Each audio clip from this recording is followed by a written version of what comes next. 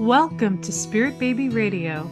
I am your host, Kelly Meehan, a citizen of the universe and a passage keeper and mentor for our new Earth children. I believe we are entering into a new psychic structure of our reality, and it is meant to embody deeper trust and ways into solid self-love and fearless integrity. Our new world energy of spirit babies needs us to consciously create within conception, trust pregnancy, and have freedom to birth and parent from innate wisdom. This is Spirit Baby Radio.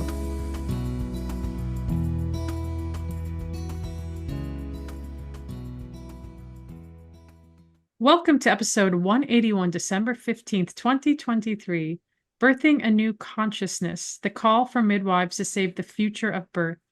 What does it mean to birth a new consciousness? How do you prepare for pregnancy and birth? What can you do to deepen your spirit baby awareness? What does this time need from you to connect with the rhythms of nature for humanity? I have a special guest. It is Aleks. Say hello.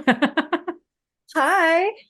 Aleks, I'm going to read her gorgeous bio. I tease because we go way back, and maybe I'll share that in a moment. But I love the depth and love in this bio. And so Aleks Evanguelidi has been working in birth for over 20 years. She began her birth work while maintaining her presence as a nutritionist and as an herbalist and educator for Gaia Herbs. A firm believer and proponent in living a sustainable lifestyle, she utilizes for her years of experience in nutrition to support her clients and have an extraordinary sense of wellness while preparing for a conception or to experience the healthiest pregnancy possible. She has become a GAPS certified practitioner so that she can support her clients in having the healthiest biomes possible prior to delivery. This is also a large part of her preconception work. Having studied pre-perinatal psychology and birth, Aleks brings to her clients a profound sense of trust in their own bodies while supporting them in their tremendous period of transformation. She's also a student of Ellen Heed's STREAM program, which supports the healing of the perineum and redemption of scar tissue and pelvic floor repair. And over the years, she has worked with over 3,000 clients, opened and operated as clinical director of the Sanctuary Birth and Family Wellness Center, trained over 25 midwives, and has contributed to several documentaries, publications on birth-related topics. She is also an avid biohacker and loves integrating her work and her passions. She is currently expanding her offerings to online virtual class formats, as well as birth mentorship and virtual consults. And can we add in there, and you have a daughter? I love that. That being my greatest life's work for sure. Oh, I love that. Thank you so much for being here. And I often go into the podcast, like, how do I know people? You know, most of the people on my podcast are invited. I think maybe one person wasn't out of 180, what did I say, 82, 81 episodes. And I went through the sanctuary, the family wellness with Rain, who's going to be 13 in a few months. And so that's where I've known Aleks for many years, and we've seen each other around the community or just in town. And I want to kind of share more of, when I think about you, Aleks, I think about even before the sanctuary, you were doing the work in another place I feel like Hollywood or something, right? I don't. Enter. Yeah. And Yep. yeah. And I was like, I was just saying before we jumped on this conversation was I even felt like 13 years ago, right? It's like maybe a little more than 13 years. I was in pregnancy.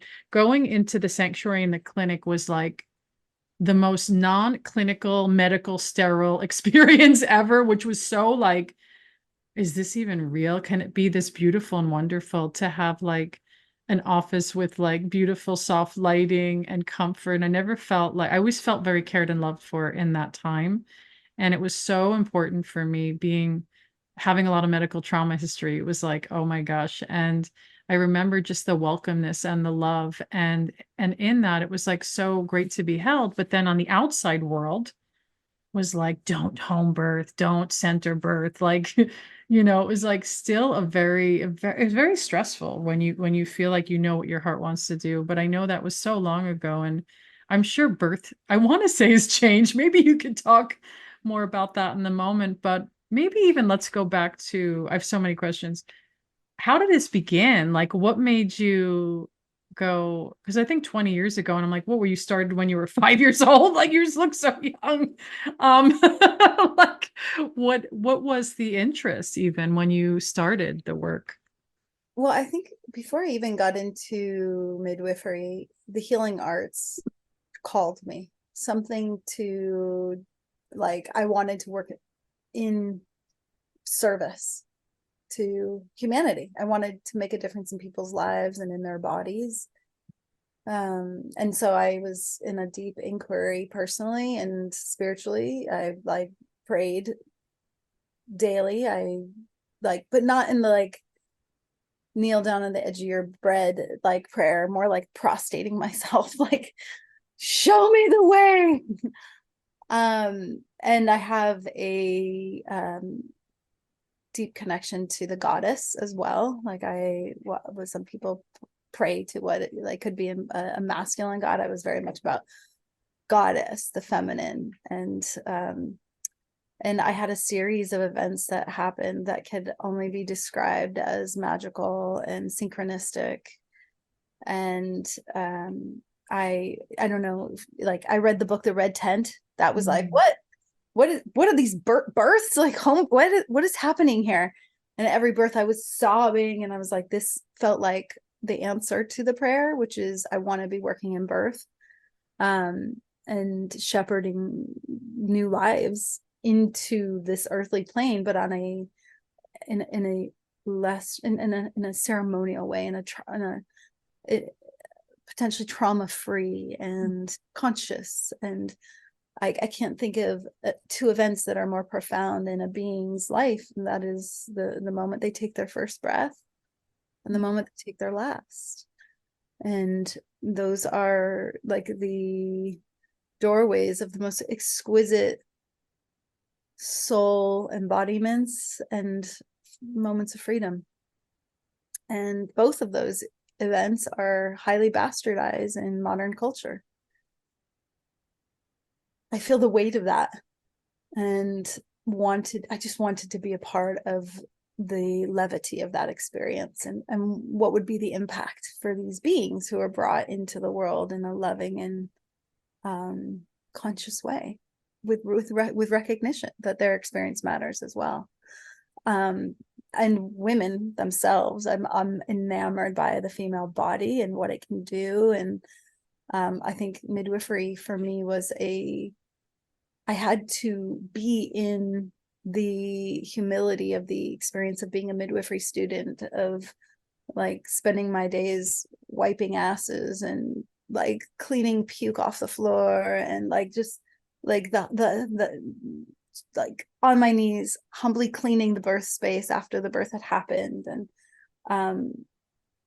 but it was so beautiful to me because this thing had happened, this transformative and life-altering experience. Like it was all, to me it was like, yes, all of this, I want all of it. I wanted every bit of it.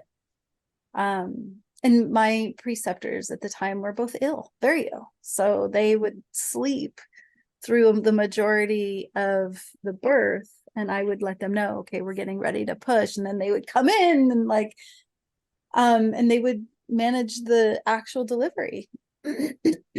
So I learned in my own preceptorship when I was a student how not to be a midwife too. You know, I didn't want to burn out, and birth worker burnout is a very real thing. You should have an episode on that alone. You know, to stay up all night and under duress, you know, sometimes births can be very stressful, and you have to hold the container of whatever comes up in birth. And there's a lot of trauma that surfaces, and we touch their bodies, so we become an instrument of that healing. But if you're not careful, you can also hold it in your own body as well. So many big things you just shared. One of the things that was coming into my mind was I always think about the pushback, like you know, 20 years ago in the birth field, it's like how do you stay motivated and positive and feel that sacred encouragement when the environment around you, you're such a feeler, pushes in ways where it's like, how, what, yeah, what did you do? Was maybe you have a practice, or maybe you're like, you just said fuck them anyways. I don't know. Yeah. Well, I learned very early on that hospital births were not for me. Like I didn't Mm. have the fortitude to be in a hospital setting. That was not a happy place for me. It continues to not be a happy place. Um, Given the variables, the unknown variables of a transport when you don't have a backup doctor. When you do, it's completely different. But when you don't know, like I recently had a birth where we transported, the mom had been in labor for a long time and she was exhausted. And just when she was starting to get active, she's like, I gotta pull the plug on this. Mm. Also a victim of abuse, which you see far too often. But we went to the hospital and the OB, I mean, she got the epidural, she got what she needed. She was very happy with her decision. And but the OB who was caring for her was like 70, 69, 68-year-old male. Um, and when I was supporting my client, I'm like, okay, you want to take some deep breaths? The baby's heart rate was decelerating. He silenced me. And he said, I am the only captain in this room. You will not speak. Whoa, my gosh. Was Wow. I I'm still holding that Mm. um archetypal response to my to the trauma of being silenced by the patriarchy, this old pattern. I have nothing against doctors. I like, I know we'll get to this a little bit later, but I've worked in the community for 20 years, over 20 years, and have worked with many doctors and work alongside doctors. And I definitely feel the openness more now than ever before of providers who are willing to back my clients. I just had a conversation with an OB yesterday who's young and really curious and knows that the midwifery model of care can provide things for her clients that obstetric care is limited. And she told me she received 4 hours of nutrition in 8 years of medical school, 4 hours, Whoa. hour class, which Wow. is so like even Stu Fishbein, whom you know, I'm sure, and he told me he never received any, and that was 30 years ago. And this is like, she went to med school 10 years ago and got 4 hours of one day of nutrition. Yeah, what And are you going to learn in 4 hours? Like, I don't even remember the other, like, come on. it's just shocking that this is well woman care, Yeah. so anyway, there's definitely been a shift in the last few years, and we now have obstetricians who are doing home births with us. Oh, And that's amazing. It's good to um, hear that. it's fantastic. It's amazing, and it Yeah. benefits the clients. It only benefits the care that clients get. And of the countries with the best perinatal outcomes, OBs and midwives work together. And we're not bashing each other. But Mm. here in the US, our statistics are poor. They're worse than poor. And yet we still spend twice more than any other nation on every pregnant woman. Mm. I think we're ranked 50 in maternal outcomes. I was hearing that what's going on recently in this past year, and this is your expertise, is that we're seeing more certain communities, brown, black communities, where it's not the children outcome is bad, it's like the mothers are dying. Is this true? Yeah. Is that what we're seeing? I wanted to make sure I'm saying that right. And I'm going, Yeah. I mean, in yeah. very prestigious hospitals, we're seeing this. And it's, this is an issue of brown and black women all over the country. This isn't Hmm. just, you know, this is a problem. It's a very big problem. Um, and it's not related to financial demographic. very wealthy are Mm. still dying Mhm. because, the disparity, like women are not listened to in labor. So yeah, but here's the thing, and of course, midwives kind of want to toot their own horn, but we take better care of them Mm. because we have smaller practices and we are listening to them. Like, we are very much aware of the disparities. Everybody should be aware of the disparities. Mhm. But there's been a huge rise in Black and brown midwives that are joining the teams. I don't know if you remember at the sanctuary, we're always committed to training Black midwives of color. It was important to us. We felt like and there were no brown skinned midwives in LA at that time. Mm. Women felt safer among care providers that Mhm. looked like them, then they should have that option. That was always very important to us. And I think LA we are robust now with Mm. lives of color. It's really something that I'm so happy about. I love that. It's like a celebration because I remember when I knew I wanted midwifery care, I was like, there is no other option. I was like, where's my, it was hard to find anybody actually. I think there was your clinic space and then maybe two more. And now, like 13 years later, there's so many just cropping up all over the place that are just strong advocates, like really showing up. And I'm just like, that is something to celebrate. Where I know also I call myself a birth advocate. I do get very anger and charged when I hear the way women are treated in hospitals, especially hospital settings. And I know it goes deeper. It goes so deep into I want to say into the blood and breath of like our own consciousness from so many years ago.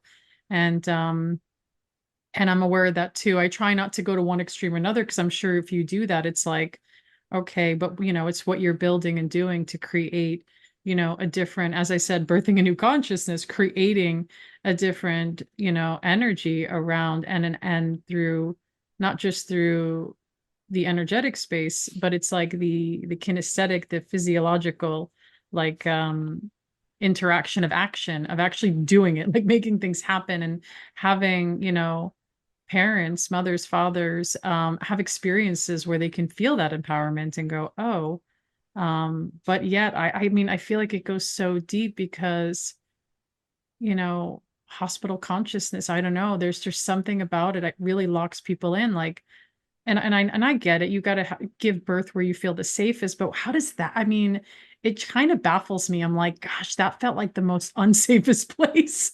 And I'm going, oh, is everybody running there? I'm like, I'm always in observation with that because I feel like to ultimately trust ourselves, it's some deep work, like you shared earlier, even about trauma. Like I feel like we're in a time where, and I hate to use this word, but it's like, can I have a trauma-free birth? And I'm like, oh my God, we have to say that. Like we actually have to say that, like, or I gotta have a vaginal birth. Like, um, and so my curiosity is over the past few years, because of the pandemic, have you seen the statistics? Has it increased in home birth and center births? When COVID launched and was like, the panic spread through the collective, the phone rang off the hook. People were like, I don't want to go to a place where sick people are. And when, it was crazy. The school shut down. My daughter's home. I'm like, answer. I probably talked to some weeks 30 people, 20 people who are interested in home birth. And when I unpacked it with them, the questions I would ask are you interested in home birth, or do you just not want to be in the hospital? Mm. And I wasn't like trying to take a lot of new clients because I didn't want to water down the care that I provide. And also, choosing one thing from fear over fear Mm. that's not the empowerment experience that I'm looking to create, right? That just adds more fear to the experience. And I've never been the kind of person that was like, y'all should home birth, because there are Mm. people who are curious. There are people who are really hungry for the full human experience. And there are people who are petrified. And that fear comes from all different places. It comes from their own birth story that continues to live in their viscera. It comes from society's depiction of it on screens and movies. It comes from a closed door approach to birth where, up into I think Instagram, honestly, is probably Badass Mother Birther and a number of other sites that show what birth really is, the potential of what birth is like. Before, it was just like nobody knew. And the baby story was, I don't know, I grew up in a generation where that was literally on every single day of the week, and you could watch birth, but it was all hospital birth. And every single birth at the end is like, oh, thank God the doctor came and saved it, right? Which kept that story going of like, doctors are going to save you. And that is just not a real narrative of birth. And I think, you have to understand too, that prior to 100 years ago, babies were born at home. Like, that was a normal thing. And then, as the American Medical Association came out and like sold this polished image of doctors, which were all men, and nurses, all women, and like this kind of whitewash package of what you can buy, this experience you can buy, it became what wealthy people did. And you see this in countries where indigenous birth has been part of the culture for so long. And, like, I'm sure you would pay the local midwife in chickens and eggs and milk or whatever your family harvested. And, like, that was how the exchange went. But only the wealthy people would go to the hospitals and end up with these hospital births. So it became this, only the poor people did the midwife, and the wealthy people. And I know that from my mom grew up. My mom was one of 9, I think. I'm like, did I get that right? One of 9. One passed away young, so I'm always like, is it 8 or 9? And she told me she was home birthed, but she told me she was home birthed because they were poor. So it wasn't like a celebration of like it is now. It's like, it's so different now. But then it was like more scarcity. And I do know what you're saying is like, I actually want those that are tuning in. I really want you, if you are in pregnancy, especially, look at the history of birth. Don't be scared. Just look at history. Like, look at why we do what we do based on the past, because there's some things Aleks is saying that are very powerful here about, what we used to do before, and we did way for long time. And now it's just, I feel like, I know you shared, of course, there's a reflection of our own bodies, like how we were born are very much stored in our cells. But also I feel like, yet again, it's the subconscious culture of birth and what that activates. And I think it's very dormant and very hidden in people. And you're right that you can't just, people are going to be where they're at. So some people really, maybe their consciousness is really connected to that hospital birth, because that's just, not shaming them, not shaming you for it, but just knowing that that's steeped in your body. That's not a true like connection. And these are my words. These are not Aleks's words. This is what I feel and I see in the energetic beings of people. And I love this, like, coming back to, midwifery and home births and doulas. And I've always like had such reverence for midwives. I was like, the midwives are more, to me, like, I see them as like a part of the family, and they're literally like opening up this portal with you, with this being. And it's so like, just even doesn't have any words for it because it's like, I mean, and to open up, like, I know for me, and many know that are tuned into my podcast know I had a home birth transfer, and that was one story. It's completely different than the recent story, which was at home birth, and how I knew that I couldn't open fully with my whole being without these women in this dark space And just, having trauma history as well, like most of us. It's like, birthing through trauma is a whole other thing. It's a Mm. whole other thing. And I feel like I wonder, even I want to ask you, what is midwifery care now with that? Because I felt like maybe people are scared to learn trauma and trauma like healing, or they take a 4 hour class on it, right? Because even massage therapists, they take like a weekend class, is what I'm hearing.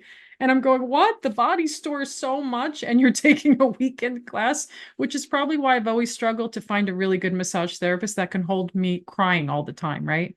Because like, oh my gosh, she's crying. Like, what are we doing? And so maybe the question is, maybe I can reframe this and go, how can women, and maybe this is a big question, how can women have a trauma-free birth? I mean, I'll just say it. Oh, um, Yeah. well, how about this? Let me rephrase that because I don't think that that should be the goal. Mm, If that's the case, you maybe never going to have a baby, good right? point. Absolutely. And I think what we do know about trauma is that um, you could do a lot of work on it. You can see a somatic therapist. You could do, body work. You could do hypnosis. I mean, it just never stops. You can consciously look at your triggers as they come up. Um, the reality is such, from my personal experience, is that when there is trauma, the healing of trauma comes from being in the trauma and having people listen to you, acknowledge you, hold you, witness you, and remind you that you have a voice. We cannot control birth. To some extent, we can control the people. We can choose the people that we want around us. But as we know, birth is unpredictable. Your midwife that you may have felt so comfortable and safe with for months, or your OB that you, or your doula, or your partner, like any number of things can happen that are beyond our control. But working through victim consciousness and accepting that the experience will bring you what you need for healing along the journey itself, can be healing. It can be very healing in a way. And birth, I think, has again, personal experience, it has the capacity to re-trigger. And given that you have the support you need, you can work through those triggers, and come out the other side truly victorious. I recently had a birth where the mom experienced an enormous amount of trauma in her first birth, which I was not in attendance of. By all stretch of imagination, it was a beautiful home birth. Like, it looked great on the outside, but who are we to judge what another person's experience is? And in her first birth, she had a significant bleed, and then I was her midwife through her second, and we had a lot of conversations. There was a lot of dialogue about what didn't work for her the first time, and in the postpartum, that was really the biggest trigger. And in this second birth, the birth itself was incredible, and then we had to transport postpartum because baby just was not transitioning on the arc that I would have liked. And her healing came from being in the hospital in a NICU setting and advocating for herself, and having her partner Mm, advocate for her so that they were a unified team, and having my support and my advocacy. It was tremendously healing. And again, if you look at it, you could say, oh, they transported, and oh, that must have been traumatic. And there were challenges unequivocally. But she has come out of that experience profoundly healed. Mm, So it's such a unique mm, personal journey. And the more attached we are to a specific outcome, we have to know that the outcome is two-dimensional. The mm, snapshot, it's a picture, right? Like having a home birth does not mean it's going to be trauma free. mm, Like that is not a absolute by any stretch. Again, it's all about the personal journey. um for me in my birth, and I did transport with my daughter, I had fibroids in the pregnancy, mm, and I was fine with the transport. I was ecstatic with the outcome of the birth. My biggest trauma happened at home when I said I need an IV. mm, My provider said, you're you need to face this head on. And it was like 2 days into the labor. I was like, no, but I'm dehydrated. So me mm, advocating for myself and not being heard was the trauma, not the outcome, mm. not the transport, not the epidural. Like those things were grace activating, it was not being acknowledged, not like knowing what I needed and being told I need something else. I think those are the subtle pieces. Yeah, I feel like what you said was so powerful. It's so true because it's not like A plus B equals C. It's like, okay, and we don't know. Our perceptions are also different and our stories are also different. And yeah, not being heard is a huge thing. And this is what I loved about midwifery care with even with the two births. It's like, I love, and I talk about this freely, and I do work with a lot of women that do a lot of intervention. And I'm really trying to bring it back to going, you can connect with your body and really ask yourself if you really need these things. And I know that takes a really deep level of like extreme trust because and I tell women it's okay to make choices out of fear. We do it all the time. Mhm. But to be heard is really important, even if it's like whatever our perception is, like maybe they're right, maybe they're wrong, but it's kind of like, well, what do you feel and how do you?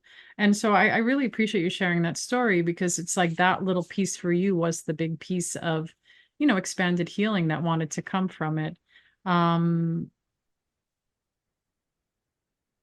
and I'm like, kind of, you're making me reflect on just different parts of my own journey and like how, especially with my second birth, was like, there were moments where I'm like, there was felt like magic and psychic energy.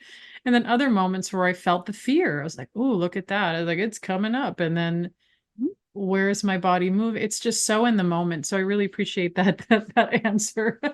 Kind of like it's not like when women tell me I have a birth plan and I always say, "Well, have a loose birth plan." I say, "Don't make it feel like a controlled plan." Like I've said that to many of women that come in my space because I said that's the most loving thing you can do is just move with fluidity and flow and see what kind of comes. And so my next kind of question as we're talking, I was like, "Ooh, this would be really fun to hear." Is I know you're very empathic. You probably have a lot of different other psychic connections. What is it as a midwife? Any stories or experiences around the soul of a child, like feeling or sensing, or well, Mm. how can you speak about that? Well, for me, do you know Anna Verwal? Yes, I do. I met her. Okay, so Um, she was one of my first mentors 20 years ago in LA, and she's yeah. a photographer and just highly conscious being from Holland. And like when I first got into birth, it was like, oh, women, I'm really turned on by women, like their bodies. And probably seeking my own empowerment. I wanted to empower women. So it was kind of Mm, like, I need this thing for myself. Let me give it away. And then it will like embody. And she started talking about the baby's experience. And I was like, oh, and she's got this beautiful photographic exhibit called From Womb to World. And she depicts the fetal experience through photographs. And she looks at home births and these babies who are born in water and they come out and they're just looking around. And then you see these C-section babies who are like, what the fuck, on their face, like again and again and again and again. And she turned me on to APA, that organization, which is the Association for Pre and Perinatal Psychology and Health. It's just amazing. It's amazing.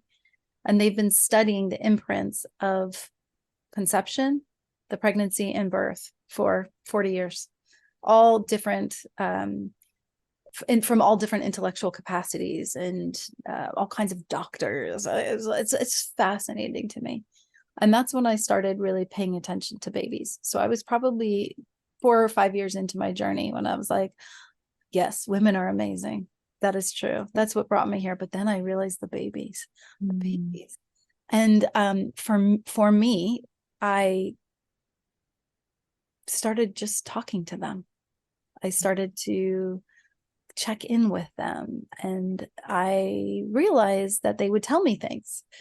Like, for instance, just to give you some examples, I before I touch a mom, I ask her, may I touch your belly? I'm talking about it in a client care situation where they're on the exam table. The expectation is that I'm going to do a belly check and assess the position and the size, but it's consensual. So may I touch you? And they will, when they're ready, say yes. And then I look to the baby and may I touch you? And I wait for the mom's nervous system to exhale, and there's an acknowledgement in the space, and now thus begins our communication, right? And I'm touching them and they're telling me things, and it can be very obvious, like, oh, this baby's a breech, or there's a lot of fluid in here. It can be things like that, but they tell me how much they weigh. They tell me lots of things, but one of the things that is very specific is I ask them to tell me what I need to know to help arrive here in the best way possible. And so before I listen to them, there's this conversation that's happening, like, tell me what I need to know. And there's a lot of information that comes through, and it could be things like that the heart rate's really fast, and so is the mom's pulse, and are you dehydrated? Oh god, yeah, I actually haven't drank enough today. Or like her like, look, there's some obvious signs too, like her lips are chapped and it's the Santa Ana's, but the heart rate's also very high, and the baby's expressing some stress. But in labor, this is very helpful, because now at this point we've spent a lot of time together, and they're communicating what I need to know to get them here safely. The conversation changes. It's like, how are you doing in there? I'd like to listen to you. Tell me what I need to know. And then it's like, boom, the information surfaces. It's right there. They're stressed out, or mom needs to change positions, or she needs to drink some more water, or she needs to slow her breathing down, or there's something in this space. Like, for instance, like candles. God, I have a lot of neuroses for sure, but one of them is fragrance candles in the birth space. Fragrance in general is not optimal because it's, there's a lot of reasons why, but these heavily scented candles emit a lot of toxins in the environment. And I cannot tell you how many times I've come and I've checked in on a baby and the heart rate is high, and there's these candles burning everywhere, and the room is filled with toxins in the air. And now you have a baby who's deeply reliant on the oxygen that's coming through the mother. And what she's breathing in is laden with toxins.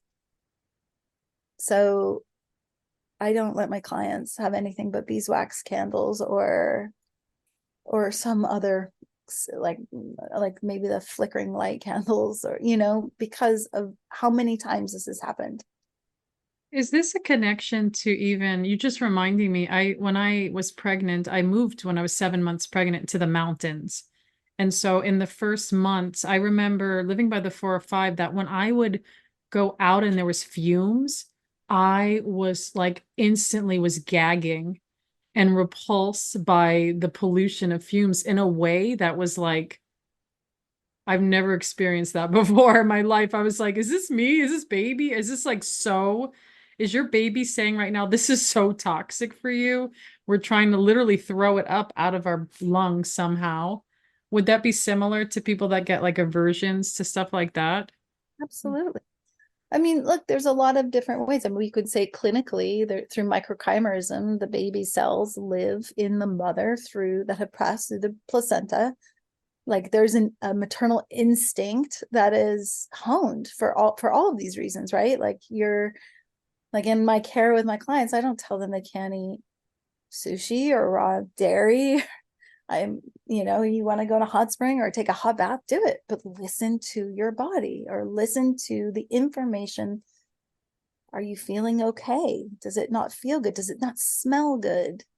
Can you really go to the mall in the middle of Christmas where all the perfumes and fragrances and people, like, is that really optimal?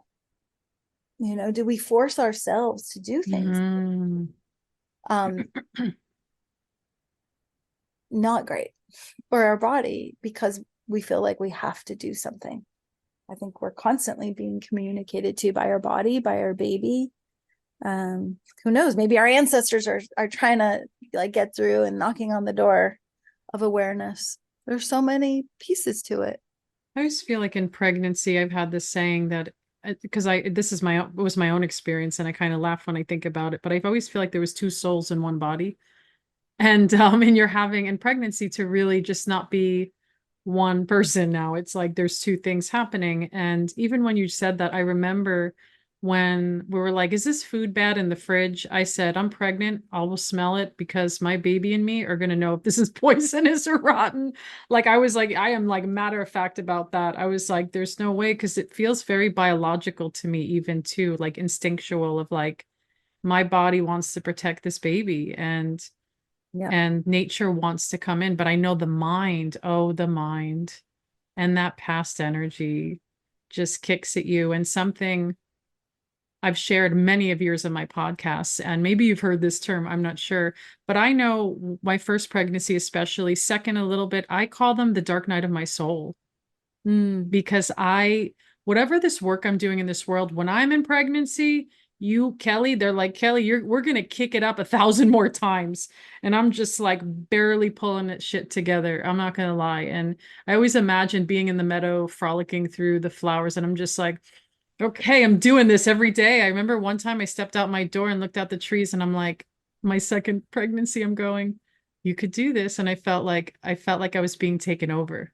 Mm. And I was like, is this trauma fear? Is this, there's literally a soul like, hey, let's play. And I'm like, I need my space, but wait a minute, I can't get my space. And so pregnancy, I know is a very beautiful thing for many. And um let's even talk about a little bit of pregnancy. We got some good time going. I don't know, how do women really what kind of advice and insight can you give to really stay empowered in pregnancy with maybe you even get like bad news that's not even real, which happens a lot. And maybe you're going to even share like just coming back to, like how do we stay in this timeline of the world with so much happening? How do pregnant women really stay sacred and grounded? How about that? Mm. Well, I think we have to do some shadow work. I think we have to move past this the spiritual bypassing of it's got to be perfect and you've got to stay positive. And I think because labor is so the edge of existence, I think we have to be comfortable with our own shadows, and we have to go to those places that hold the fear, that hold the memories, um, that hold the hurt. We have to be okay with them. um like we don't live in a bubble. There's a real function of cortisol in the body. I had a lot of fear in my pregnancy. I did not see how my daughter's father and I relationship was going to work out. I saw myself as a single mom. I was like scared. I was running the sanctuary. I was like there were all these moments where I was overwhelmed, doing way too many births, trying to be pregnant, and like it just was absurd. However, cortisol has a form and function. And it's so interesting that babies who are bred inside a high cortisol environment are built to run from a tiger. If you were to see my daughter, you'd be like, holy shit, it looks like an Olympian. Genetically, she's predispositioned to run away for survival or fight. She would make a great gladiator. And that is a byproduct of stewing in that high cortisol environment. I think that we have to have a combination of both. Like I think in a perfect world, there's no perfect world. But in light of that, discernment is really important. Like when you're having a stressful event, which we all do, to put your hands on your belly and just say, I love you, but this is my shit. I'm having to do this work right now. That maybe the very best we can do is acknowledge to our baby and say, I am angry. I'm scared. This is mine, but I love you and you are wanted. Even though I don't see how it's going to work out, I know it will. Because evidence supports that. And the moment you go from your personal moment of chaos or fear or anxiety or worry or cortisol, and you put your hands on your belly and you check in and say, my shit, not yours, oxytocin starts flowing to the baby. And it's crazy. There used to be some commercial or some ad, and you had this baby inside the uterus and this couple yelling at each other in Italian, and the baby is like, having this experience because those hormones pass the placenta: adrenaline, cortisol, catecholamines, oxytocin, right? And adrenaline, like all of them cross the placenta. So we make room for that. But we also have to have the consciousness to say, this is mine, this isn't yours. I think that would be one really important way to dine at the buffet of all these hormones and recognize the purpose they all serve. A woman who has a very low stress pregnancy, maybe, financial issues aren't there, and you have all the food all the organic Erewhon that you would possibly want to eat, and you get to go on a hike every day. Those babies are bred, or they stew within an environment where the frontal lobe develops much more. And society needs all kinds of people, right? That's the great soup of variety. I think it's important. So I don't know. I try not to make wrong we might deem as the flaws. And I think that if we can be with them, then we can really be with ourselves and strengthen that muscle when our kid is 14 years old and, like, in many ways trying to ruin our lives. It's like, yes. Even this, like it's so funny. My phone popped up these images of her dad and Juno in like the first few weeks of her life. And I was like, wow, this kid, she was so loved, that means a lot in terms of their own wiring, that bonding. And I look for when a highly traumatic birth happens, we we can repair that, Mm-hmm. have the capacity for repair. And it's our own repair sometimes, and it's our child's repair. Um, there are practitioners, there are, sometimes just having birth stories. Like one of Megan and I are doing these postpartum doula trainings called the Nourished Mother. And we always have some clients come in and speak about their experience. And I mean, we're talking about like beautiful home births. They still need to process some of their trauma. Mm. Like, it can come from all different angles. Um, Again, it's not always it's not, maybe they have to go back to work really quick, and that's part of the Mm. pain that they're feeling. And being held fills the cup. Being in that space where they can share their story, the story doesn't have them anymore. They can have the story. That's Mm. so important. It's so important, and it doesn't mean it's like over once after you've shared it once. Sometimes there's a beautiful birth workshop I took at a conference, and I feel like it was um, maybe Kitzinger, who had this birth story mapping that she would do with people. And every time a woman tells her birth story, the story changes a little bit. Mm-hmm.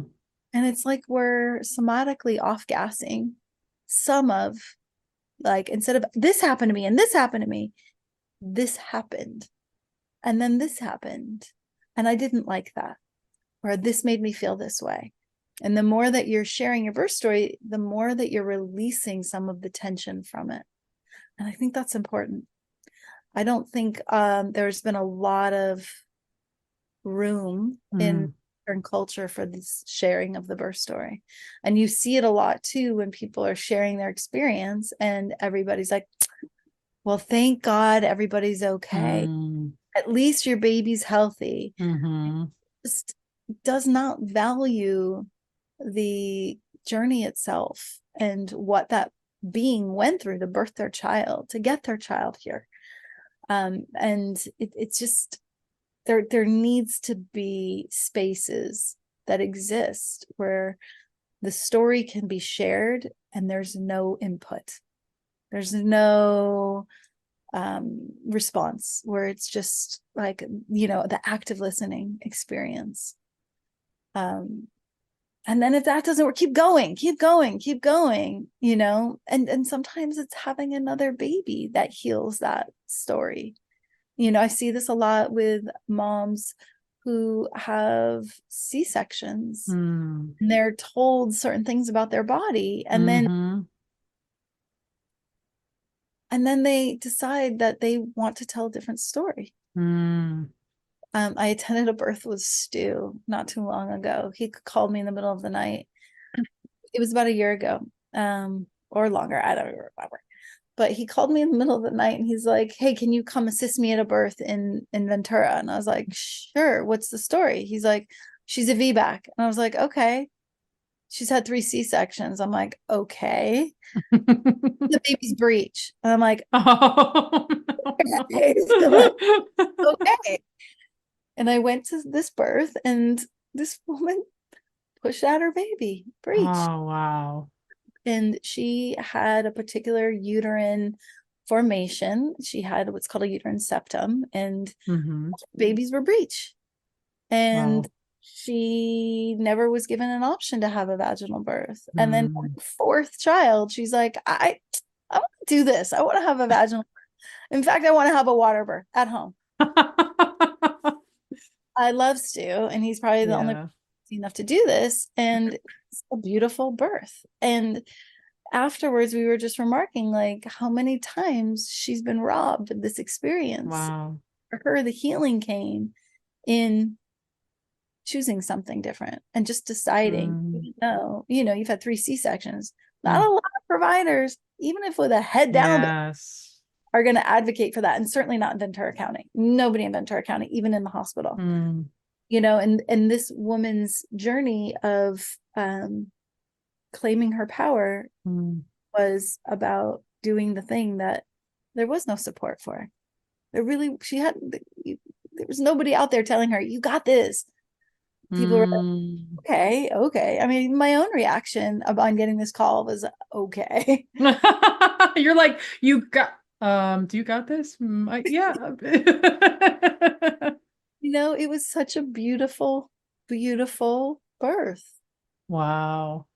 So, I love that story because I think I've worked with many women, especially in conception, where some of these stories, they were told they would not have children, and they did.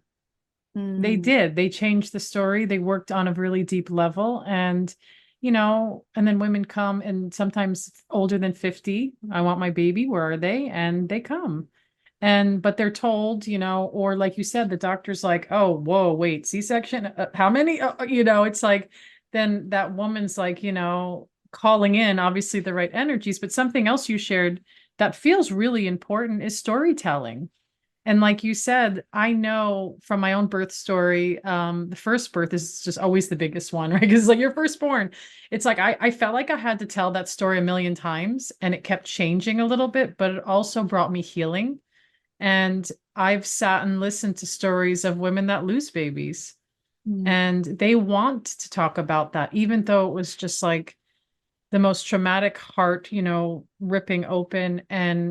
And I listened to some of these really deeply powerful women because they've transformed. They don't disacknowledge the death of their child, but they're able to speak about it in a way without embarrassment or shame or hidden in fear with it, right? It's like, you know, because we always go into, we're not going to go too much into death, but we go into the death space with birth. It's like, I'm not going to talk about it, or I can't talk about it, or it's my fault, right? That's the big one that comes up. And it's like, but I feel like when we have really traumatic things, especially the feminine, I feel like is so powerful.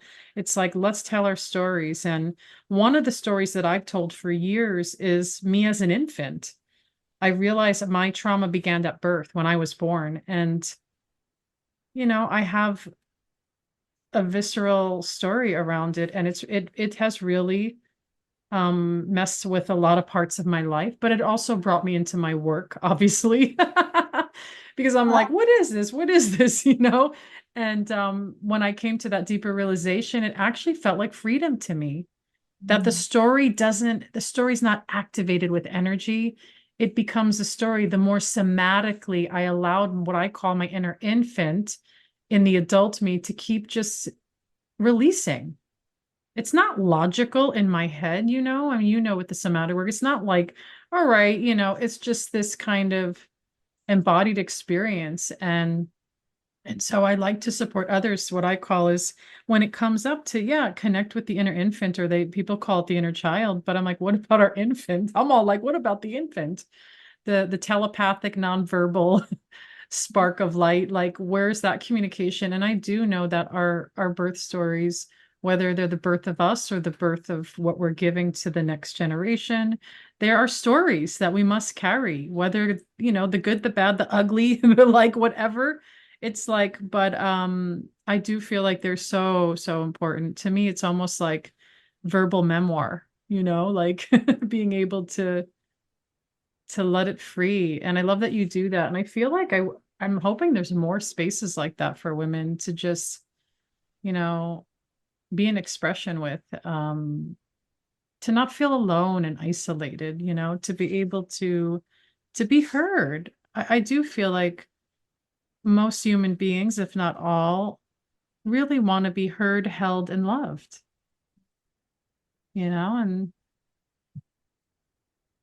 so I want to just, we're coming to the end here, and I want you to share, ways that people can find you, your website, or any upcoming events or anything that's happening. Sure. Okay.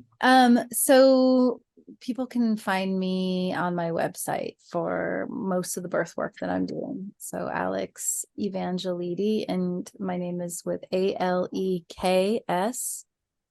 Last name is Evangelidi. It's a mouthful, but EVANGUELIDI.com. And then one of the things that I'm really deeply passionate about is postpartum care. So my partner Meg Snyder and I have been facilitating these postpartum doula trainings called the Nourished Mother. And we have a website coming soon, but we've done 2 incredible cohorts. We're about to have our 3rd in April, and it's a combination of all the different cultural traditions for postpartum healing. So we bring in her expertise in Ayurveda. We do some traditional Chinese medicine therapies. We teach belly binding and breast massage and all kinds of nourishing food principles. So a lot of things from ancestral cuisine. The sitz baths, the yoni steams. And we're really very committed to bringing these traditions to Western culture because it just doesn't exist. So the Nourished Mother Postpartum Doula trainings, and we have a book coming out soon. Well, I don't think soon. End of next year, so that people can learn about these things.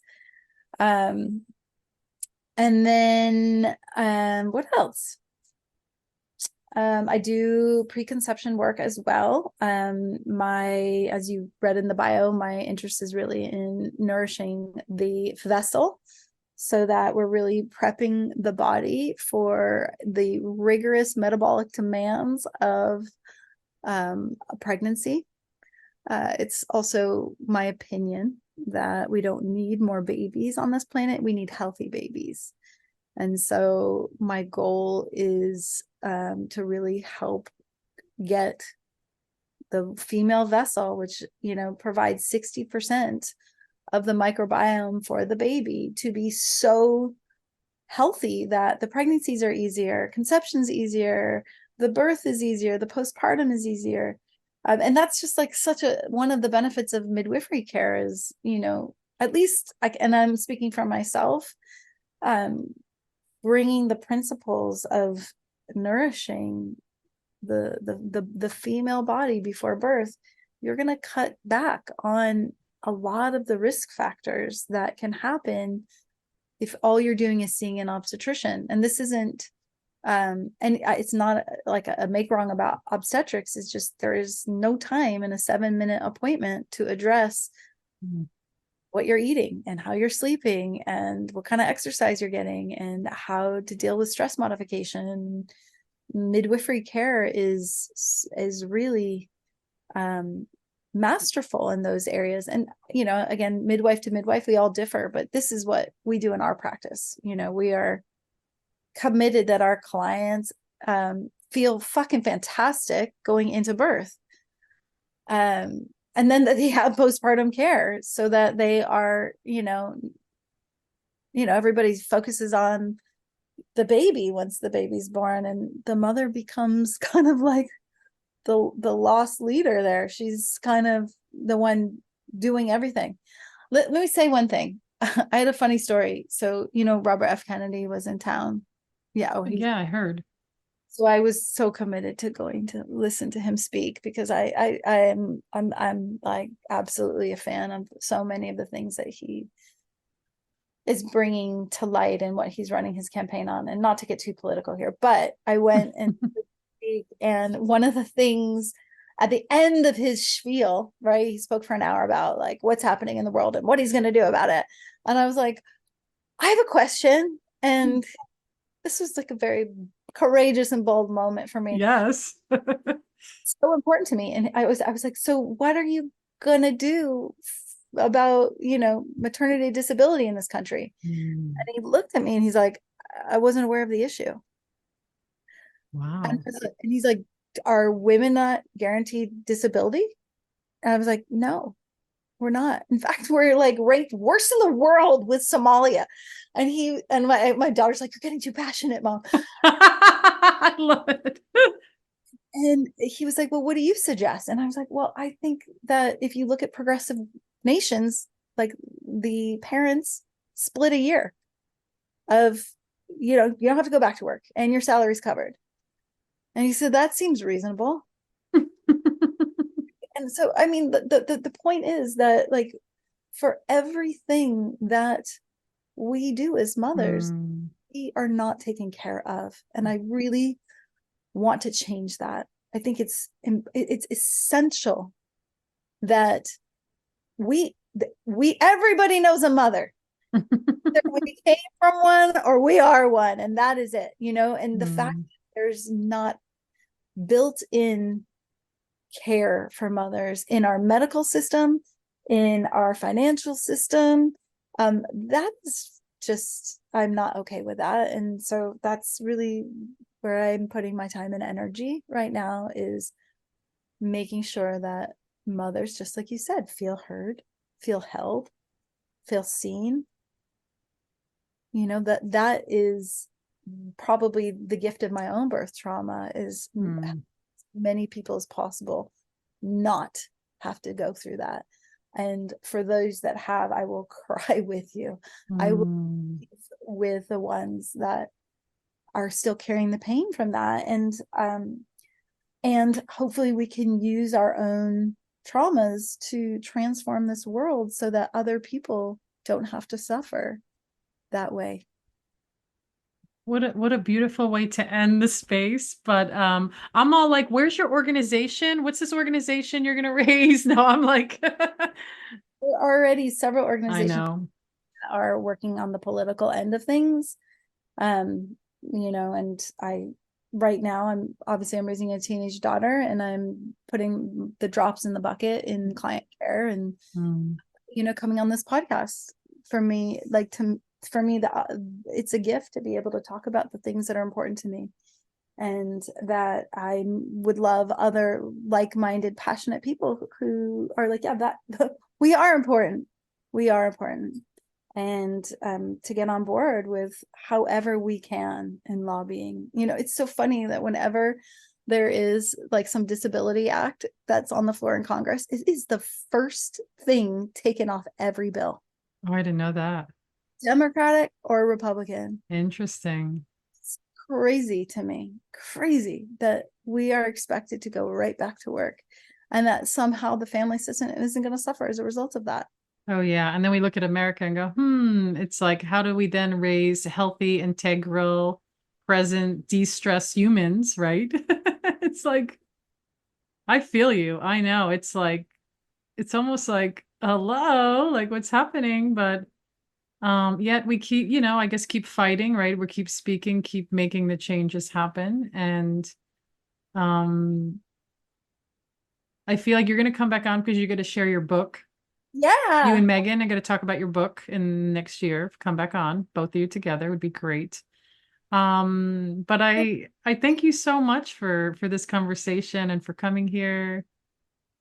Welcome. Oh, I was going to say, we Yeah. are with stories workshops and bones closing. So our next one is February at the People Place in This is Culver. in person? Yeah. Okay, because a lot of my listeners are international. They're all around the world. So anybody that lives in California, Southern California, LA area. Anybody who's in Southern California, Culver Yeah. City, 25th. But we should do a birth stories workshop virtual. You wanna? Absolutely. Yeah, let's talk about it. Awesome.